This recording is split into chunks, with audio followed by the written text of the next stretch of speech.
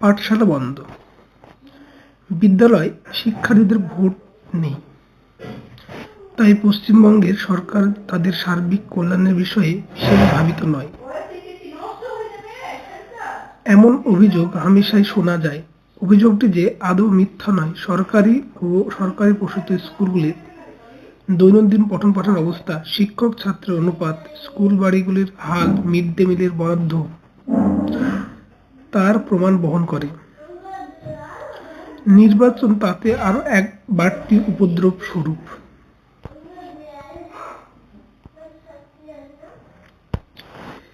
এই বছর যেমন পরীক্ষা শেষ হওয়ার আগে স্কুলগুলিতে কেন্দ্রীয় বাহিনী চলে আসা তোড়জোড় শুরু হয়ে গিয়েছে।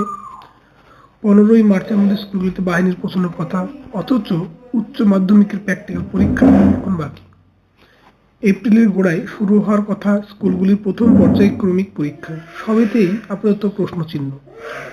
এই অসুবিধা 1-2 সপ্তাহের মেটার নয়। নির্বাচন ও নির্বাচনোত্তর রাজনৈতিক পরিস্থিতিতে পশ্চিমবঙ্গে যে রকম দাঁড়ায় তাতে দীর্ঘ সময় কেন্দ্রীয় বাহিনী থেকে যাওয়ার অভিজ্ঞতা রাজ্যের স্কুলগুলিতে রয়েছে।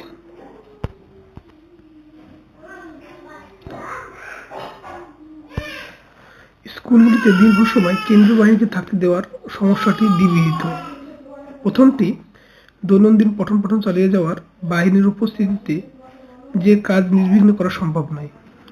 গত কয়েক মাস ধরে রাজ্যের ভোটার তালিকার বিশেষ নিবিড় সংশোধনের কাজে নিয়োজিত ছিলেন এক বিরাট সংখ্যক শিক্ষক-শিক্ষিকা।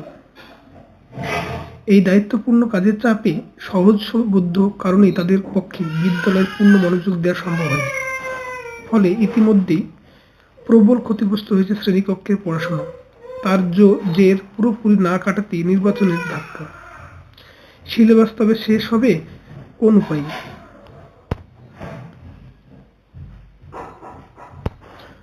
উচ্চ মাধ্যমিকের প্র্যাকটিক্যাল যদি বা দ্রুত শেষ করা যেতে পারে, পর্যায়ক্রমিক পরীক্ষার কি ব্যবস্থা হবে? নাকি সমগ্র নির্বাচনী পর্ব জুড়ে পরীক্ষা পড়াশোনা সব শিখেই তুলে বসে থাকায় এ রাজ্যের শিক্ষার্থীদের নিয়তি? অফলাইন ক্লাস বন্ধ রেখে অনলাইনে ক্লাস নেওয়ার পরিণতি কোভিডকাল দেখেছে। তার দীর্ঘস্থায়ী ক্ষত এখনো বয়ে বেড়াচ্ছে রাজ্যের শিক্ষা ব্যবস্থা। ফের সেই পথে হাঁটার চেষ্টাটা বাস্তবসম্মত হবে কি? সরকারি স্কুলে সমাজের সমস্ত আর্থসামাজিক স্তর থেকে শিক্ষার্থীদের পড়তে আসে। কজনের পক্ষে সম্ভব ইন্টারনেট, ল্যাপটপ, মোবাইল ব্যবস্থা করে শ্রেণীকক্ষের মতো নিয়ম মেনে ক্লাস করা? দরিদ্র পরিবারের শিক্ষার্থীদের যেখানে নিজস্ব একখানা ঘরও জোটে না, সেখানে অন্য ব্যবস্থা দিবা স্বপ্ন মাত্র। দ্বিতীয় সমস্যাটি পরিকাঠামোগত। দীর্ঘদিন কেন্দ্রীয় বাহিনী অবস্থান করার ফলে বিদ্যালয় চত্বরে যে ব্যবহারের অনুপযুক্ত হয়ে পড়ে, সে অভিযোগ শিক্ষকরা বহুবার করেছেন। তদুপরি সামনেই গ্রীষ্মকাল, ফের লম্বা ছুটির অপেক্ষা।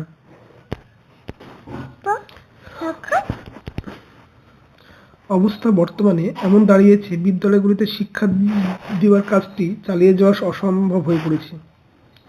শিক্ষা ব্যবস্থাকে মসৃণ রেখে বিকল্প ব্যবস্থার প্রস্তাব বহুবার দেওয়া সত্ত্বেও সরকার স্তরে তেমন ভাবনার ইঙ্গিত মেলেনি।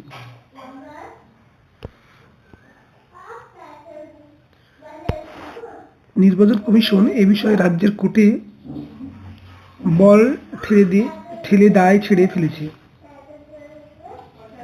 রাজ্য প্রশাসন স্কুলগুলিকে বাহিনী আসার খবর জানিয়ে ক্ষান্ত দিয়েছে। মাঝখান থেকে অবরুদ্ধ এক বিরাট সংখ্যক ছাত্রছাত্রীর ভবিষ্যৎ।